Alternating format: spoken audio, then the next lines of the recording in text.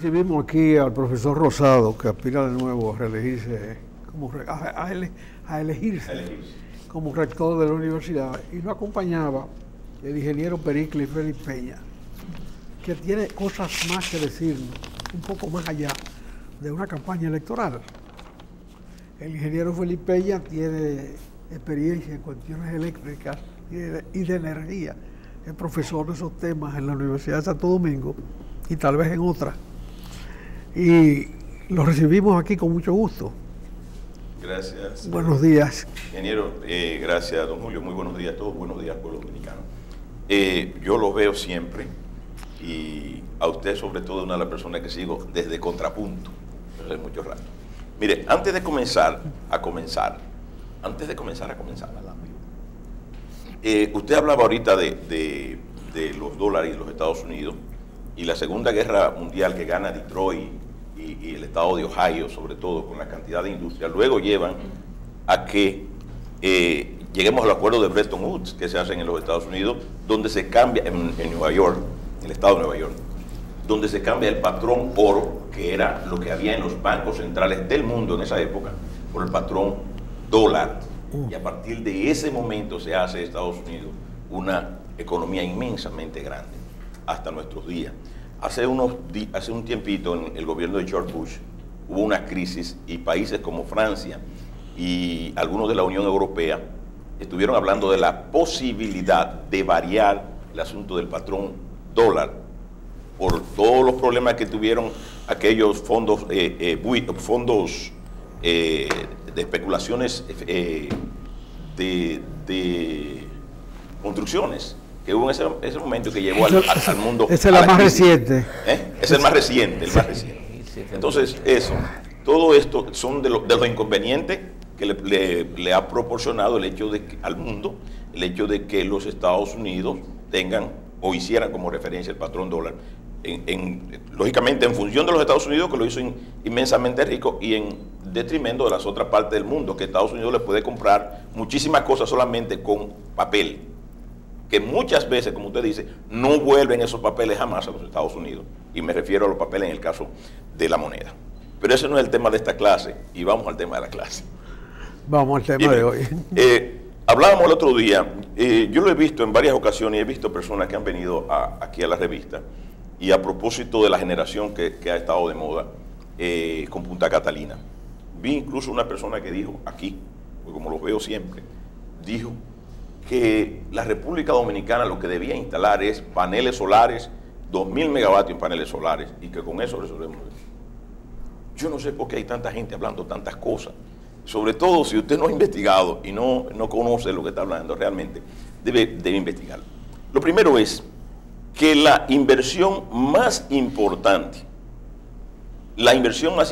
que ha hecho la República Dominicana en materia de energía eléctrica térmica es Punta Catalina. No estoy hablando de asuntos técnicos. No me voy a meter en ninguna otra área fuera de esa, porque no es el tema. Podemos también, cuando quisieran, discutir el otro tema. Pero técnicamente, Punta Catalina es la inversión más importante de energía térmica. Los sistemas eléctricos, que también trabajé bastante tiempo en eso, necesitan energía base. Y nosotros, que somos una isla, un territorio insular, no tenemos otro tipo de energía a qué acudir que no sea barata, que no sea energía de carbón y vapor.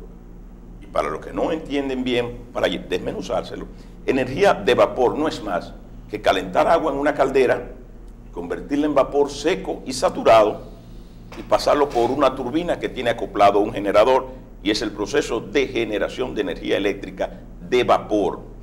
¿Qué ocurre con energía eléctrica de vapor? Que esa es una energía que puede estar en línea 24 horas al día, 365 días al año, por muchos años, si el proceso que lleva es correcto. Es decir, el agua que ingresa a la caldera tiene su grado de alcalinidad correcto, y entonces ese proceso, esto es una energía, un tipo de energía que no tiene muchas partes móviles, como decir, por ejemplo, una turbina de gas. ¿Con qué se calienta esa agua? Con carbón mineral, que en este caso Entonces con carbón. Sí, con carbón. Ahora, cuando entre Punta Catalina, ¿cuál es el proceso? Por ejemplo, yo he visto a la gente de los Marcha Verde, que son, yo creo que ellos están errando de por dónde vienen los tiros. Porque Punta Catalina es un asunto que le conviene sobre todo a la sociedad dominicana, al pueblo dominicano, que con el proceso de capitalización, oiga bien, nosotros hemos gastado en el proceso de capitalización más que con qué pagar la deuda externa. Nosotros, oigan un número, el proceso de capitalización de la República Dominicana cuesta a los dominicanos, no al Estado, a todo, el Estado y el pueblo, más de 100.000 millones en dólares. Póngale, si ustedes quieren, y le puedo desmenuzar rápidamente, mire, el subsidio era 1.000 y pico de millones de dólares, multiplíquelo por unos cuantos años, póngale 20.000 millones de dólares a eso. El costo de compra y recompra y los activos que pasamos, póngale cualquier cantidad de dólares, póngale 15, 20.000 millones de dólares. El hecho de usted tener deficiencia energética en el desarrollo, una deficiencia, o sea, la energía que no hemos puesto para que se desarrolle la República Dominicana, póngale el costo que usted quiera y súmelo. El hecho del sobrecosto que pagamos en energía eléctrica por tener una de las energías realmente caras, porque son energías generadas con fondos buitre, con fondos especulativos, energía generada con turbinas a gas, que son las energías que se pueden poner más rápida en línea y por consiguiente vas a conseguir gente que quiera hacer eso rápido. Ese sobrecosto de energía entre lo que debemos pagar por una energía real, normal, a precio razonable, y lo que pagamos en sobrecosto, póngale el valor que usted quiera, y eso sobrepasa más de los 100.000 millones en dólares. Eso es más que la deuda externa. Normalmente en estos países no hay un gobierno que en 4 años intente hacer generación eléctrica seria, porque se le van los 4 años comenzando el proceso de licitación y organización de una energía razonable. O sea, aquí casi nadie hace esto. Yo no estoy defendiendo el gobierno, no lo estoy defendiendo, porque yo no soy ni PLDista, no quiero serlo, ni ando buscando nada con eso. Pero ese es el proyecto más serio en generación de energía. Pero una pregunta, dígame, ingeniero. En el caso de específicamente, no Catalina, sino aquel proyecto de las 2 plantas que se terminó en Catalina, ¿en qué se pasaron esos 8 años? Yo le voy a decir, yo vine aquí, usted mismo me sacó en aquella ocasión de estar en los medios de comunicación hablando de energía eléctrica. Usted me sacó, yo vine aquí a defender las plantas que eran 1.200 megavatios, que planteaban a alguien que fueran 2 unidades de 600 megavatios. Sí. Y yo que soy un ingeniero que me he pasado la vida, o duré mucho tiempo teniendo blackout en la cabeza. O sea, operando el sistema energético nacional y que me ocurrieron muchos blackouts. Como me ocurrieron muchos blackouts, yo digo que ningún sistema eléctrico puede tener unidades por encima del 20% de la capacidad total del sistema. Es decir, nosotros tenemos ahora mismo 2.000 y pico, cerca de 3.000 megavatios que pudiéramos tener en línea en demanda máxima, en pico. Pero yo me estoy refiriendo a la que se pasearon el financiamiento, que China, que Singapur, que los árabes, que... Exacto. Pero porque originalmente, era de más... eran 1.200 megavatios. Eso. Yo que eran 800. No, eran 1.200. 2 de 400. Se hablaban de 2 unidades de 600 megavatios. Entonces, esas unidades que también deben instalarse, oye bien, también deben instalarse. Ahora, ¿qué es lo que estoy diciendo? Usted me preguntaba, ingeniero, el otro día, si alguien de la ADIE sabe de energía. Pudiera saber, pudiera saber, no necesariamente. La ADIE es un cartel, y el término cartel usted lo puede poner a la izquierda o a la derecha, es lo mismo. Usted lo pone con la sesión vieja o con la nueva. De gente que vende energía, y vender energía es sinónimo a vender plátano. Compro a 3 y vendo a 5, o vender huevo. Compro a 5 y vendo a 8. Eso es lo mismo. Para eso no hay que saber de energía. Y si fuese así, el que más supiera de energía en República Dominicana es Juan Vicini. Juan Vicini es el que tiene la mayor inversión en energía. Y no necesariamente tienen que saber de energía. Ellos tienen más de 1.000 megas.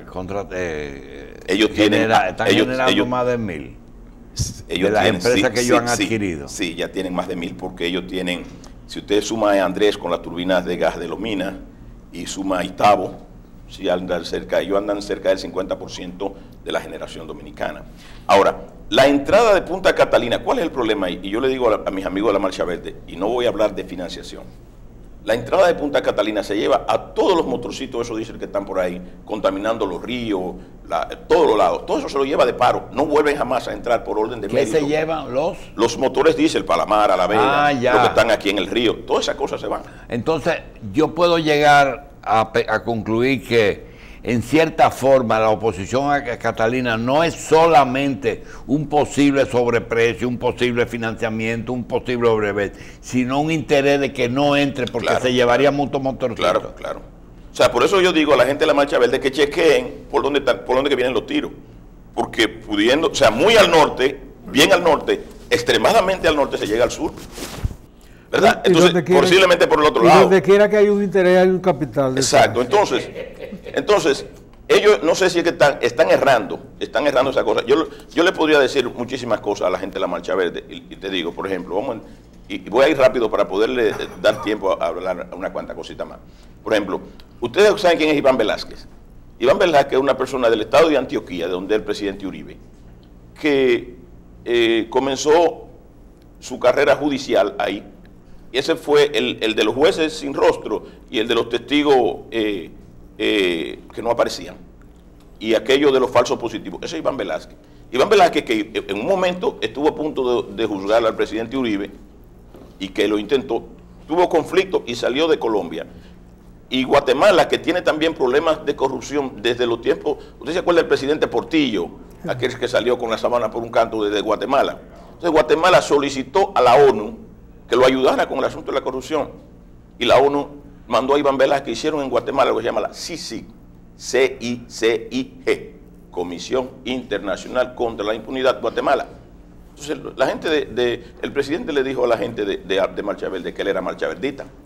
Yo soy marchaverdista también. El presidente le dijo, tómenle la palabra y vamos a hacer una CICIG terminado en D para la República Dominicana.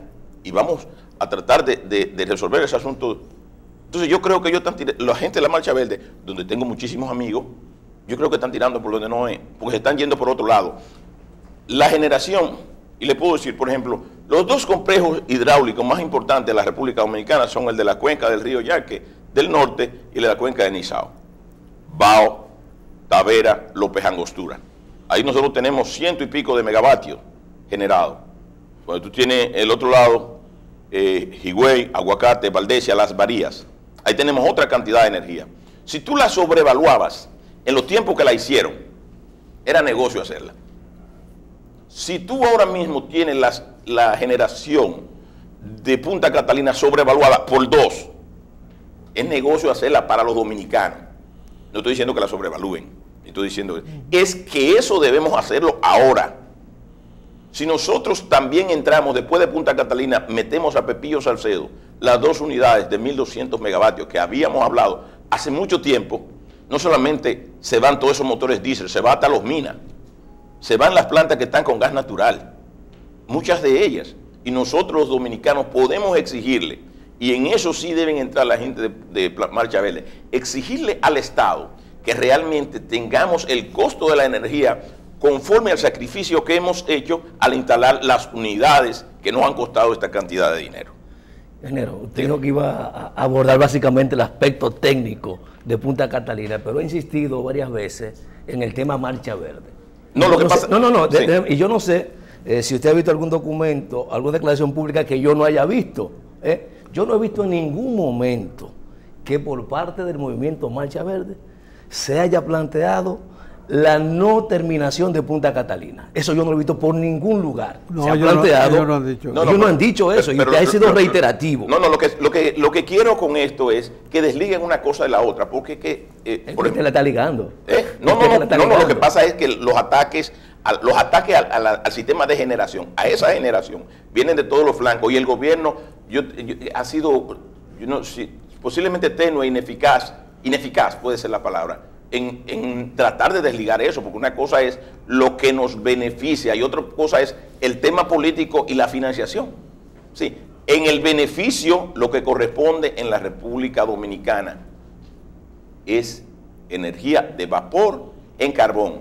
Y me devuelvo para donde las personas que oía un día en un asiento de esto, diciendo que instalemos generación o que la generación que debíamos instalar era energía solar. Miren, La energía solar es una energía no convencional que usted la puede utilizar en 6 horas efectivas. Vamos a suponer que nosotros logremos instalar la cantidad de megavatios que alguien sugiera, 5.000, 2.000, 3.000 megavatios. Miren, la energía no es acumulable, y supongamos que buscásemos algún mecanismo de acumulación, de manera que la energía que producimos en el día la pudiésemos transportar o almacenar para utilizarla en la noche. Algunos mecanismos de acumulación de energía. Que después que turbinamos agua en Valdesia y la represamos en la bahía con su consiguiente salida a los acueductos y a los sistemas de regadío, la que no se vaya a utilizar la volvemos y la subimos en el día con energía solar y la volvemos y la ponemos en el embalse para returbinarla. Ese podría ser un mecanismo, ¿sí? Otro mecanismo, supongamos que nosotros consiguiésemos, no existe, baterías de 1000 voltios, ¿sí? Y supongamos que queremos almacenar 1000 megavatios, vamos a almacenar 1000 megavatios por 12 horas, porque megavatio es una unidad de potencia, que eso es la diferencia que le decía entre, usted habla un poquito de cosas y habla de energía, entonces vamos a hablar de energía. Megavatio es una unidad de potencia, mientras que energía viene potencia por unidad de tiempo. Vamos a suponer que fuéramos a almacenar 12 horas de energía. 1000 megavatios por 12 horas daría 12.000 megavatios, eso decía 12 teravatios hora. Mega, giga. 10 a la 9. Es un prefijo numérico que cada uno significa 12 gigavatios hora. Entonces, si nosotros consiguiésemos una batería, que no existe, reitero, de 1000 voltios, que es la misma batería de 12 voltios que en DC, en corriente directa, y que le llevamos, pudiésemos conseguir una a 1000. Entonces, si tú divides 12.000 megavatios entre 1000 amperes, entre 1000 voltios te da 12 megaamperes, 12 millones de amperes. ¿Cómo tú almacenas? Y estoy hablando de que una batería de 1000 voltios, que no es posible. O sea, esa posibilidad no existe para la gente que están hablando de eso. Entonces, la energía no convencional es una energía muy buena para ponerla en el sistema, para engrosar la matriz energética, es muy buena. Pero hablar de que pudiésemos cifrar el desarrollo, en un país como el nuestro, que tiene un pico residencial mayor que el pico industrial, y cuando me refiero a esto digo que el pico de la noche es mayor que el pico que se produce entre 10 de la mañana a 11:30 de la mañana. Entonces, no es posible. O sea, no es posible, no estoy diciendo, es como otra cosa que plantean por ahí la gente. Por eso es que los apagones son atípicos aquí, por los picos esos los picos residenciales aquí más altos. El residencial es más alto que el industrial. Por ejemplo, aquí hay gente que te dice, yo tenía, en el asunto de energía solar, yo pagaba 14.000 pesos de energía y entonces puse unos paneles en la casa y entonces ahora estoy pagando 4.000. ¿Y cuánto te costaron los paneles? $500,000 de pesos, lo cogí financiado. Pero yo te estoy diciendo, eso significa que tú tienes un ahorro de 10.000. Cualquier actividad económica te da una tasa interna de retorno mayor que esa. Entonces no tienes que dedicarte a generar energía, a los generadores de energía que generen energía. O sea, cualquier actividad económica te da una tasa de retorno. ¿En cuántos años tú estás independiente? En 4 años yo no le debo nada a nadie. Sí, definitivamente. Entonces, $500,000 de pesos prestado a cualquiera. A cualquiera. Te dan más cuarto que los 10.000 pesos que los 10.000 pesos que tú te estás ahorrando. Entonces, tasa interna de retorno. Eso es una actividad que no es eléctrica, es económica. Es una ecuación económica. Lo cual la tasa coge y vende huevo, plátano. Cuando la gente tuvo que comprar plantas eléctricas. Sí. No pudo calcular tasa interna de retorno, porque lo otro es cerrar la empresa. Voy con usted, ingeniero. Hace unos días usted me dijo, cuando estábamos sentados juntos, que usted algún día quisiera independizarse del sistema energético internacional. Yo soy un seguidor suyo y ahí no me gustó. Yo soy un seguidor suyo hace muchos años. Mire, nosotros vivimos en sociedad para tener sistemas colectivos. Y aunque los estados y la política no nos ha llevado a esto, tenemos que luchar por llegar a eso. Muchos empresarios en República Dominicana, mal orientados y mal informados, han tratado de poner generación para independizarse del sistema eléctrico. Ahí tienen el costo de la planta, el ruido, el combustible, pero hay algunas otras cosas. Pero si no lo ponían, no tenían energía. No necesariamente. Hay gente que no lo tienen por eso. Yo, que tengo una empresa eléctrica, yo fabrico transformadores, cantidad de tipos de transformadores, y tiro muchísimas líneas y hago muchas cosas. Y he llevado varios empresarios, no quiero citar nombres porque no estoy autorizado, a salirse de ese asunto de ser generadores propios. Porque si usted está generando 500 kVA en una planta, y usted tiene una demanda de 100 kVA en ese momento, la planta no le está trabajando en 100 kVA, le está trabajando en el consumo más o menos de 300. Entonces, esa diferencia usted la está perdiendo. Mientras en energía eléctrica, hecha de manera correcta, porque hay cosas que tú tienes, por ejemplo, bajo voltaje. Yo tengo un bajo voltaje y no sé cómo resolverlo. Le digo, todas las personas que tienen bajo voltaje, posiblemente yo pueda dar mi teléfono ahorita, yo le resuelvo a cualquier empresario del país que tenga bajo voltaje, no importa dónde esté, y a la gente de la EDES que me esté mirando, yo le resuelvo todos los conflictos de problemas de bajo voltaje de cola. ¿Qué es bajo voltaje de cola? ¿Qué cola? Vamos a decirle qué es bajo voltaje de cola. Usted tiene repetidor en Cambita allá arriba. El circuito de Cambita sale de Madre Vieja. Cuando llega a Cambita ya llega a un circuito con un voltaje enorme. Bajo, por ejemplo, sale 12.470, monofásico 7.200 y allá le puede estar llegando en 5.000 voltios. Sí, entonces usted tiene un voltaje muy malo que no le permite muchas veces... ¿Cómo se pierde ese la caída de tensión por dos razones, por distancia y por consumos en el intervalo. ¿Y qué se hace para poder mantener poner unos reguladores, unos elevadores que nosotros lo podemos fabricar aquí en República Dominicana? Le digo, al de sur, al de norte, al de este, nosotros le podemos resolver eso de todos los bajos voltajes de cola. Entonces, ingeniero, tenemos que llegar a que la energía sea eficiente y económica para poder desarrollar el país. Pero mientras tanto, ¿cómo se hace cómo se hace un salón de belleza sin luz? Ingeniero, mire, aun cuando tenga que prender su planta cuando no haya energía, ese proceso es mucho mejor que tener su planta energizada, prendida el día entero. Lo mismo a todos los empresarios que están en ese mismo proceso. Tener una planta prendida 24 horas nunca es más económico que tomar alguno de los apagones que pueda dar la EDES en la que usted esté conectado. No es más económico que lo que usted está haciendo. El combustible, el mantenimiento de la planta, el personal, la depreciación de la planta, el ruido, todo ese tipo de cosas no son más económicos. Lo que hay que llevar a que tengas energía eléctrica lo más confiable posible. Sí, hay otra cosa que es que los circuitos 24 horas, circuitos de 24 horas, que debe hacerlo el Estado, por ejemplo, una de las razones por lo que no hay circuitos 24 horas es porque hay barrios marginados. Y yo digo... Una pregunta antes de la pausa, ingeniero. Las plantas eléctricas, los motores de las plantas eléctricas y los generadores que esos motores mueven, ¿tienen memoria? Si ellos dicen, yo estoy viejo, yo no voy a producir lo mismo que producía cuando era joven. No tienen memoria, pero tienen eficiencia.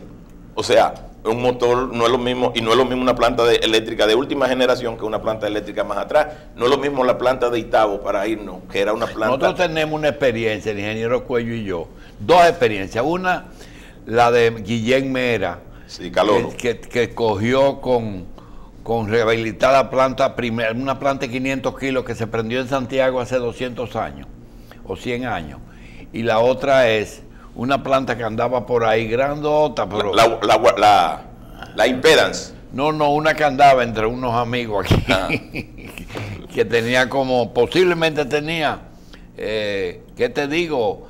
30 pies de largo, 40 pies, y lo que daba era 300, ¿verdad? Sí.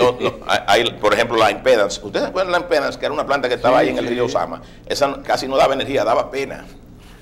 Esa no la convirtieron después no, porque es una planta de la Segunda Guerra Mundial que no era convertible. Y las que vinieron de Texas, que habían unas que vinieron de Texas que estuvieron ahí en el río se pusieron ahí, sí, había una Huarcila.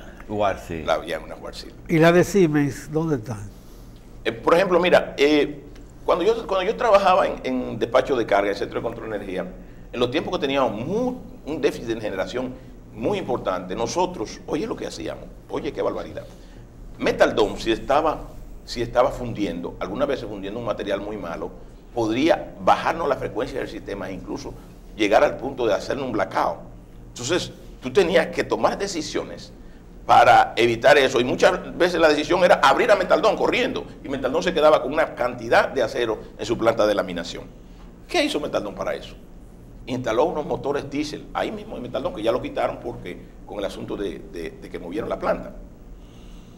Todos esos motores diésel, turbinitas de gas, deben desaparecer cuando haya energía eficiente, porque si a usted le es mejor comprar energía sin tener que involucrarse en nada de eso, que generarla. ¿Y qué era lo que tenía Falconbridge que nos vendía?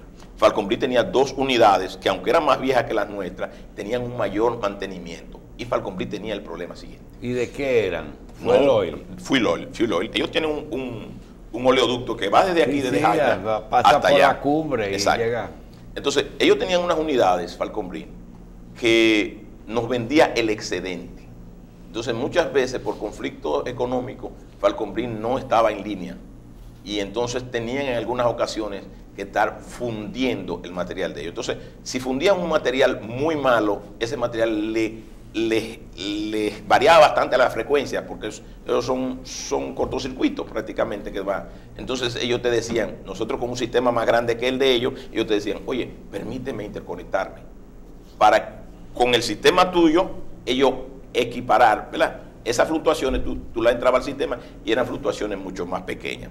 Y muchas veces también nosotros nos vimos en la necesidad, nos veíamos en la necesidad de decirle a Falconbridge, oye, si no resuelves tu problema de las fluctuaciones con tus hornos, tengo que desconectarte, tengo que sacarte de línea porque no podemos soportar, se nos disparaban los relés de baja frecuencia. Los relés de baja frecuencia, para la gente que me oye de lejos. Vamos a una pausa con el ingeniero y volvemos. ¿Tiene asidero el que se diga eso o con la entrada de la planta y la proximidad al sistema y otros factores técnicos, no hay que preocuparse por la pérdida? Es que son casos diferentes. Una cosa es generación de energía. La energía, y le vuelvo ingeniero con usted, la energía son varios procesos. Uno es la generación. Las energías se generan normalmente a 13.8 kV, 13.800 voltios. De ahí pasa un proceso de transformación que en este caso transformará de 13.8 a 345.000, que es el voltaje de la subestación que llegan ahí. De ahí llega a una subestación nueva que ustedes han visto por ahí, se llama Julio Sauri, y pasa en transmisión. Ahí pasa transmisión hacia esa subestación Julio Sauri. Y de ahí pasa a las líneas de 138.000 que llegan a Palamara. A partir de ahí a Palamara comienzan las pérdidas terribles. Entonces, en transmisión no hay pérdida. Y yo te digo, por ejemplo, nosotros vamos a hablar de la pérdida, por ejemplo, los barrios. Es función del Estado que la gente tenga vivienda y trabajo, salud, educación. Realmente el Estado hace a una persona que está en condiciones deplorables en términos de vivienda, le ha facilitado el Estado que tenga condiciones mejores. ¿Debe el Estado conseguirle las condiciones de vivienda? Sí. Lo menos que debe hacer el Estado es regalarle la energía porque no ha podido resolverle el problema de vivienda. Entonces, en ese caso, cuando hablamos de la gente que son de bajo nivel económico, el Estado debe subsidiarle todas las cosas hasta que esté en nivel de poder pagarla. Por ejemplo, el gobierno ha hecho una cantidad de vivienda de bajo costo. A esas personas que la llevaste a vivir en condiciones favorables, ya tú puedes conseguirle trabajo, hacer que tenga fuente de empleo y comenzar a cobrarle porque están viviendo en condiciones organizadas. Entonces, me devuelvo, son cosas diferentes. La generación es una cosa, completamente. Para que vean, el Estado dominicano fue tan ingenuo, incauto, que salió de su mejor parte en la vaca que es el sistema energético, vendió el filete o regaló el filete, que es la generación. La generación no tiene ningún tipo de pérdida porque es generar y ponerla en línea. Y si tú consigues generar un Estado que consiga generar energía barata, térmica. Fue muy rápido. Sí. Quiere decir que cuando se privatizó, se estatizó la comercialización, debió ser al revés. O lo que pasa es que el Estado, el filete... lo debió quedarse el Estado fue con la generación. Claro, y decirle que entregar la comercialización. Cojan todo lo otro, yo le vendo energía, ustedes me la pagan y ustedes la cobran como ustedes quieran. No a como ustedes quieran, sino como ustedes quieran, que son dos cosas diferentes. Entonces, regaló el filete y se quedó con la y Los huesos y la tripa. pasó a Unión Fenosa a las EDES y después la compró. Oye bien, la regaló barata y después la compró cara. Y ese estudio que hizo Fenosa, que vino como técnico a estudiar el sistema energético, yo digo a veces que hizo el chequeo prenatal y después se quedó con la muchachita. Claro. ¿Es así? Sí, claro. Unión Fenosa intentó, y yo estuve en CDE en los tiempos de Unión Fenosa, y a mí incluso me propusieron un momento que fuera a trabajar con ellos. Yo fui donde ellos, ¿qué ustedes me proponen? Lo mismo que tú ganas en CDE, que lo ganes acá. Sí, pero allá donde yo estoy, yo soy un príncipe, y es que yo voy a venir en las mismas condiciones que estoy saliendo para allá cuando tú me estás requiriendo. De verdad que Unión Fenosa es casi un fraude. O sea, y ellos si en asuntos judiciales tú tenías que inhibirte, porque tú eres el que daba la recomendación y la recomendación era que te la vendieran a ti. O sea, que si hubiesen sido más serios, se inhibían, porque tú no podías pasar a ser juez y parte, que fue lo que fue Unión Fenosa en ese proceso. Doctor. Ingeniero, Sí. posiblemente entre el 19 y el 20 tengamos Punta Catalina. Digo posiblemente Sí. porque no hay certidumbre de que así sea. Sí. Tengamos Punta Catalina en plena capacidad de generación. Sí. ¿Qué garantía tenemos los dominicanos de que ese hecho va a implicar, una, justamente tener energía estable y de calidad? Dos, que esa energía que va a producir Punta Catalina llegue a los consumidores a precios razonables. Ahí es que yo vuelvo con lo que te decía ahorita, que posiblemente quizás me malinterpretaste. Esa es la función que tiene que hacer la sociedad. Arrancarle al Estado, decirle, no, nosotros hemos invertido esa cantidad de dinero, usted tiene que darme esa energía que ya la pagamos o que ya no hemos sacrificado para tenerlo, y no que ya la pagamos porque es un financiamiento, a precios razonables. Y entrar también en decirle sí, y también queremos que nos haga la otra para que tengamos la energía más barata. Ahí es que tienen que entrar la gente que protesta. ¿Y será sin intermediación la energía de Catalina? ¿Será sin intermediación? Bueno, ¿Va al mercado spot o va directamente a las EDE? Es una energía que yo entiendo, lógicamente, a mí me gustaría que el Estado me la diera a mí, a la empresa mía, Pensa, que me la diera para que nosotros, o nos las venda y se la pagamos como la quieren los otros, o que me la dé en administración, es decir, que nosotros operamos la planta con un costo o con una relación de kilovatio hora BTU de carbón, sí, y que en función de la eficiencia que puede dar la operación, en función de la eficiencia, tú puedas conseguir ganar más o tener un precio tope mínimo que le paga, por ejemplo, el Estado al que la administre. No sé si me está entendiendo. Sí, ¿verdad? Entonces, que me la contrate a mí, que me la contrate. Me gustaría, como quieren los otros, o como lo han encontrado los otros. Pero eso realmente, y te reitero, la población dominicana, los que están al frente de esas entidades, como la Marcha Verde, que hacen un muy buen trabajo, en eso es que deberían estar, en tratar de que el Estado dominicano, luego que entre, sabiendo que nosotros somos los que estamos pagando ese financiamiento, ¿Qué le pasa? Pero es posible que, claro que sí, Catalina le venda directamente a las EDE. Sí, pero claro que Catalina debe venderle a las sedes. Entonces, pero jamás debería salir el Estado de Punta Catalina. Pudiese buscar, como el Estado siempre es tan mal administrador y tan mal operador, contratarte a ti o a mí para que con un contrato cerrado, para que operemos esa unidad generadora. ¿Qué le pasa a usted con la Marcha Verde, que la ha mencionado 4 veces, en el sector energético? Porque ellos han focalizado en Catalina Lo que pasa su es lucha. lo que pasa es que yo quisiera que desliguen una cosa de la otra, porque podría ser que los tiros vengan del otro lado. O sea, a mí como dominicano me interesa que la energía eléctrica sea barata. ¿Hasta qué punto usted cree que ese movimiento, si es que necesita de alguna ayuda económica, pueden venir de los generadores? Puede ser, porque es que ellos son beneficiados. Bien. Mire, yo tengo unas preguntas que yo creo que pueden ser base del resto de la conversación. ¿Cuántos kilovatios se necesitan para prender este país como un arbolito de Navidad, sobre todo para su desarrollo?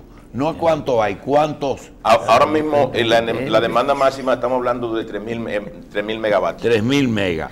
Esos 3.000 megas a precios actuales del combustible, ¿en cuánto pueden costar generarlo? En eso a mí me ocurre como los precios de los combustibles de manera local, que si suben, suben y si bajan, bajan. Bien. No un asunto que yo estoy manejando Actualmente, de esos 3.000 megas, ¿cuántos se están produciendo? Pudiésemos decir que en alguna ocasión, si hay las condiciones económicas, pudiésemos tener el país energizado, porque hay capacidad de 3.000 hay capacidad, instalada. Sí, pero en energía cara.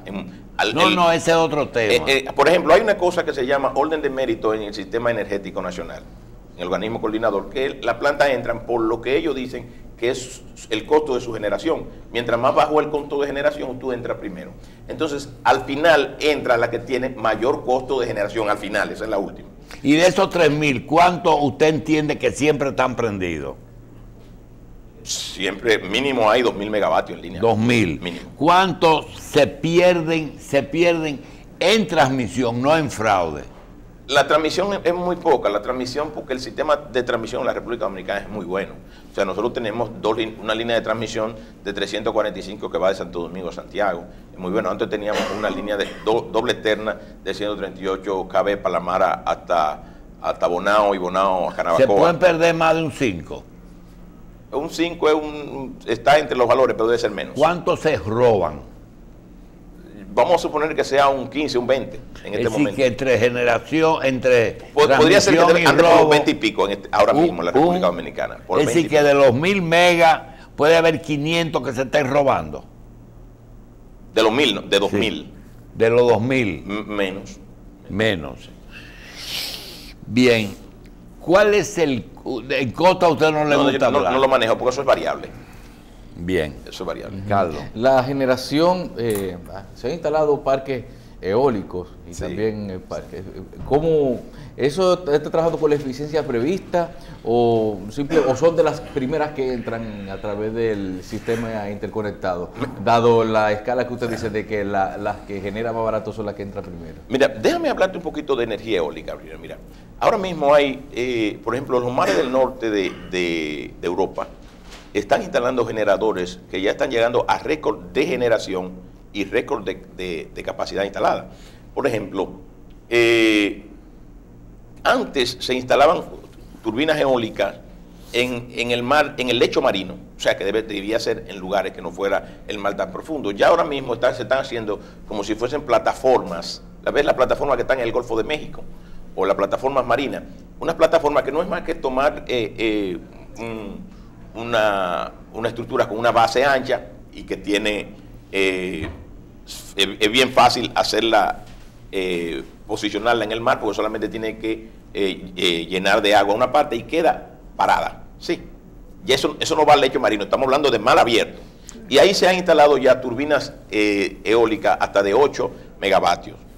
Estamos hablando que ese es el futuro de la energía eléctrica.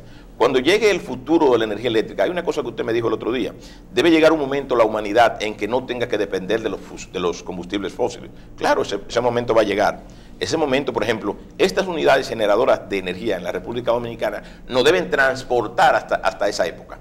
Es decir, la tecnología, cuando pasen los próximos 40 años, o 25 o 30 años, que son la vida útil de esas plantas, ya nosotros estaremos en otro estadio de energía. Por ejemplo, la eólica tiene la ventaja de que es 24 horas. 24 horas. Pero el tema es tan costosa como la de paneles. La energía eólica es extremadamente costosa.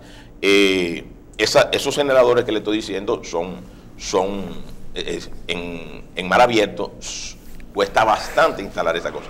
Pero nosotros, además, los humanos, vamos a llegar a una eficiencia energética. Por ejemplo, ahí está Elon Musk haciendo lo que es el Hyperloop, que es el transporte que va a tener en Estados Unidos, que Estados Unidos había quedado atrás en el sistema de transporte terrestre.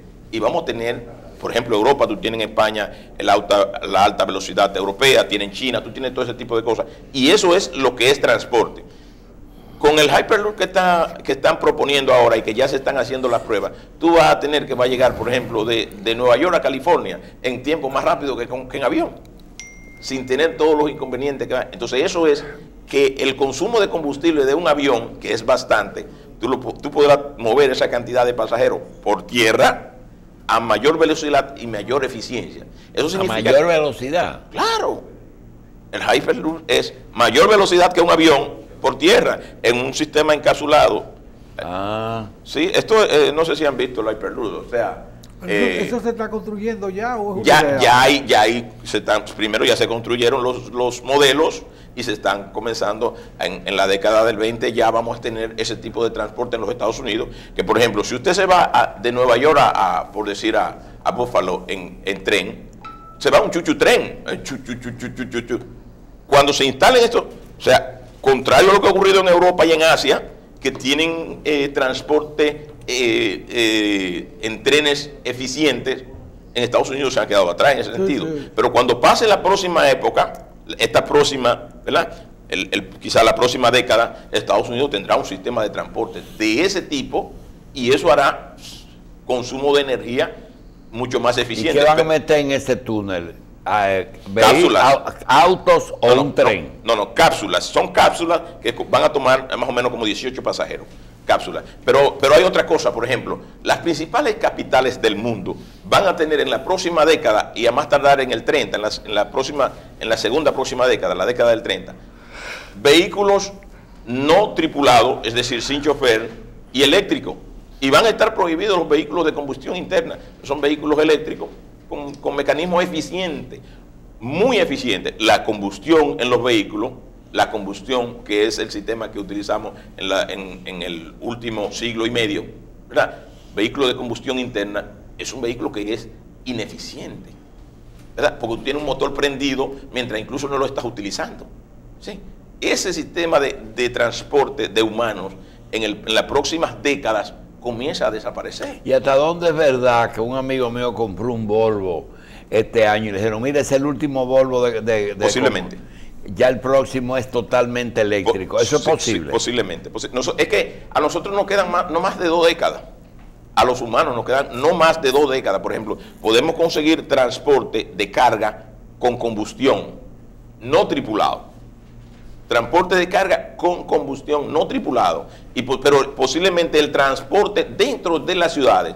Por ejemplo, cuando tú hay Hong Kong, que tiene esa neblina que cubre esa ciudad de China. Tú hablas de Londres, París, Berlín, Toronto, Nueva York, que es una ciudad tan complicada. Pues Nueva York no es de las ciudades de la capital, no una capital, pero una ciudad complicada. Son ciudades que van a tener que pasar a tener vehículos sin combustión. Entonces eso estamos hablando de eficiencia energética. Y ahí entonces, esta instalación de estas unidades, me devuelvo para allá, nos deja a los dominicanos a la puerta de la entrada de la eficiencia energética. A esos niveles de eficiencia energética vamos los humanos. Y ahí va lo que usted dice. ¿Cuándo los humanos vamos a estar en capacidad de no depender de los combustibles fósiles?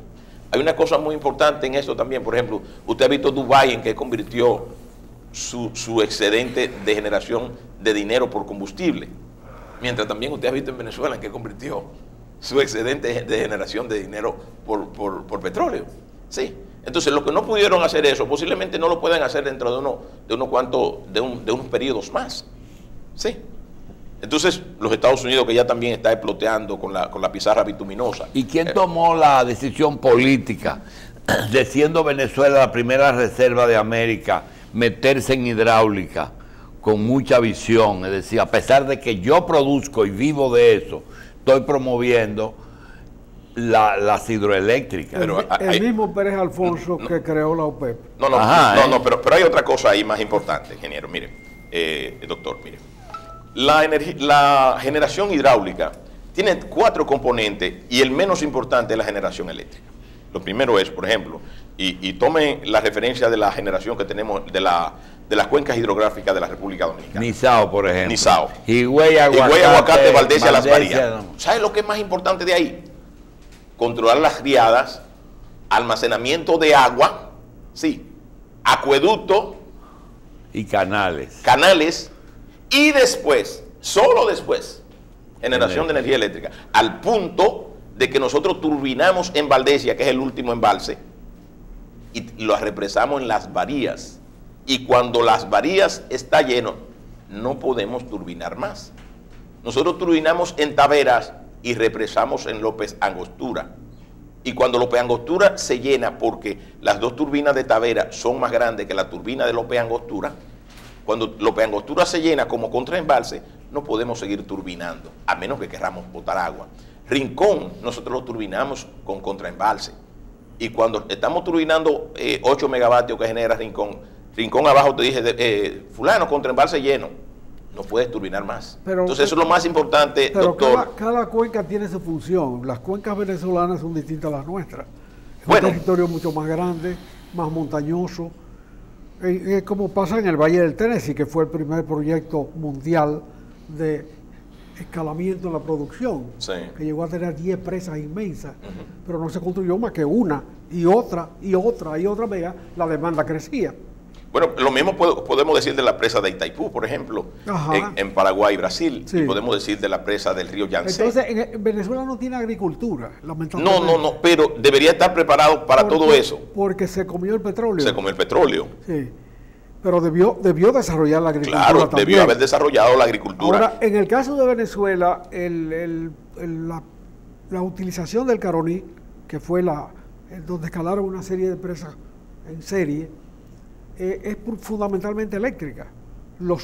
La utilización del agua para otros fines, que debieran hacerlo, Sí, prácticamente no tiene destino en esa cuenca.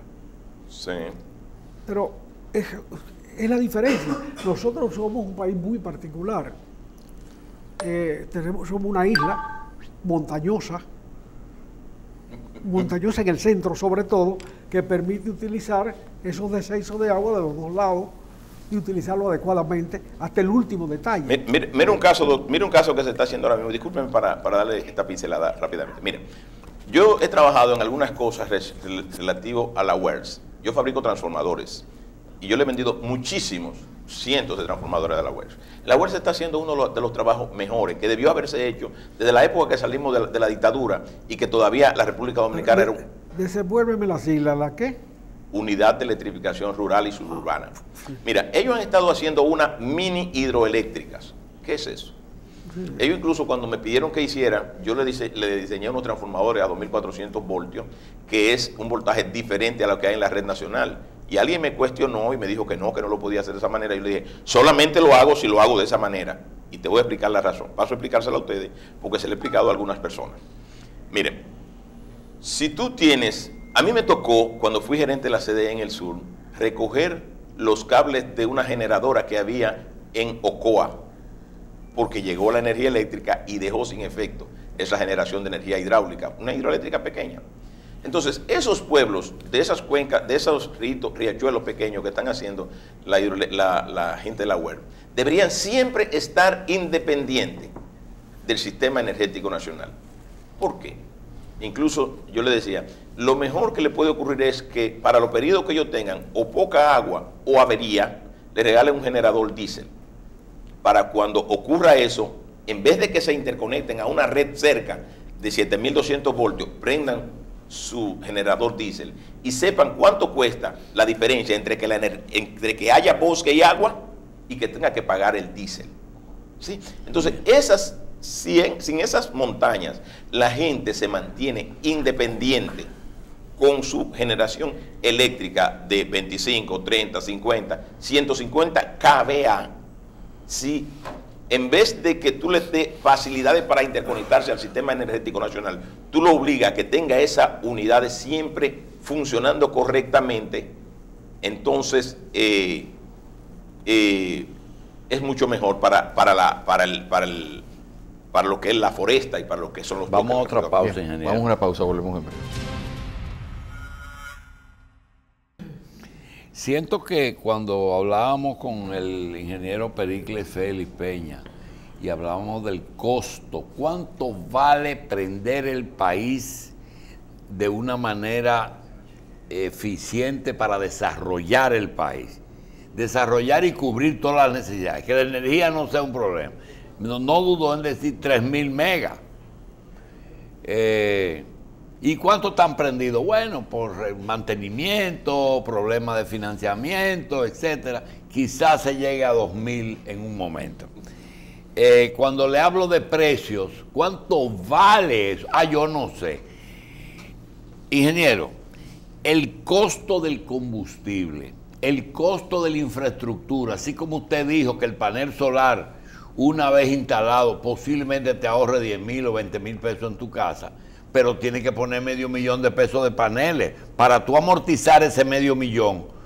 O tú coges ese $500,000 y lo prestas por ahí al 2% o al 3% y te va a dar más de 5,000 pesos mensuales. Ahora, la contaminación, la lucha entre el medio ambiente, costo y futuro de la energía. ¿Cómo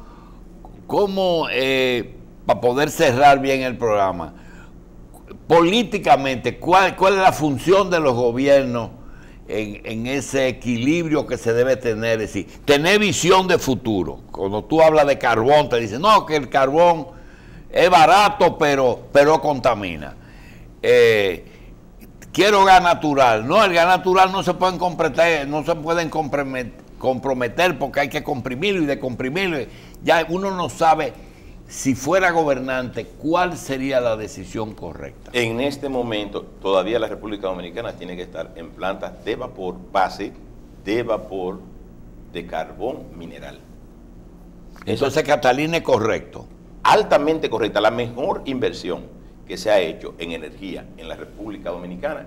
Y yo no soy ni del gobierno, ni tengo que ver con nadie, ni me la estoy buscando. Ni está buscando sustituir a Aristia Escobar. Ni estoy buscando sustituir a nadie. Está bien. Yo hago un trabajo y me siento muy bien con lo que hago. Y gano buen dinero, no estoy vinculado al gobierno, hago trabajo al Estado, a todos los estados, a todo lo que tenga en el Estado, le hago trabajo siempre. O sea, no estoy buscando nada. La mejor inversión que se ha hecho alguna vez en el país en energía es Punta Catalina. En cualquier ramo. En energía. En cualquier ramo. En energía térmica. No hay una inversión de ese tamaño. En energía térmica, porque usted me mete por ejemplo, a Valdesia, al complejo Valdesia Tavera, yo digo que esa es la mejor inversión de la República Dominicana. Valdesia, esos dos complejos. Ahora, en energía térmica. Pero no contaron lo que está costando esto.